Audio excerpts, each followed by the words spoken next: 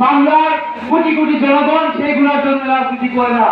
শহীদ জিয়া যে আদর্শের ত্যাগের আদর্শে রাজনীতি করে গেছেন, উনি জনগণ ক্ষমতা নেওয়ার পরে তার দলে এবং সরকারে তার পরিবারের তার আত্মীয়-স্বজন কাউকে চাকরিতে রাখেন নাই। যারা ছিল তাদেরকে বিদায় করে দিয়েছিলেন।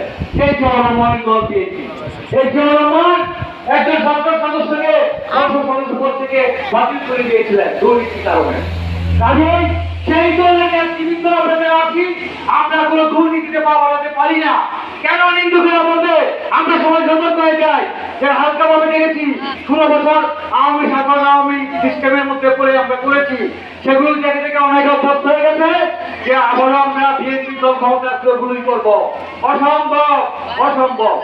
দেশের খালেদা জিয়া বেঁচে আছেন, তার একটা মনে আছেন দেশের দায়িত্ব নেবেন, দলের দায়িত্ব তো আসেনি, তার নেতৃত্বে ইনশাআল্লাহ পরিবার বাংলাদেশ আমরা গড়ে তুলবো, দুর্নীতি মুক্ত আদর্শ বাংলাদেশ আমরা গড়ে তুলবো। আর সেই জন্যই আমরা করতে হবে কি, এখন সামনের নির্বাচনকে লক্ষ্য করে আমাদের জনতা প্রিয় নেতা মোতাহার তালুকদারের জন্য আমরা দাঁড়ে দাঁড়ে ভোট চাইবো, মানুষের সাথে ভালো ব্যবহার করবো, তার উপকার কাজ করতে পারলে করবো, না হলে ক্ষতি করবো না। এই হোক আমাদের পক্ষে। আমরা নতুন উদ্দীপনা নতুন আশার আলো নিয়ে জনতা মোতাহার তালুকদারকে নির্বাচিত করে ইনশাআল্লাহ এই অবহেলিত জনপদে দুঃখ বুঝাবো ইনশাআল্লাহ। খুদা হাফেজ। বাংলাদেশ জিন্দাবাদ, বাংলাদেশ জাতীয়তাবাদী দল জিন্দাবাদ।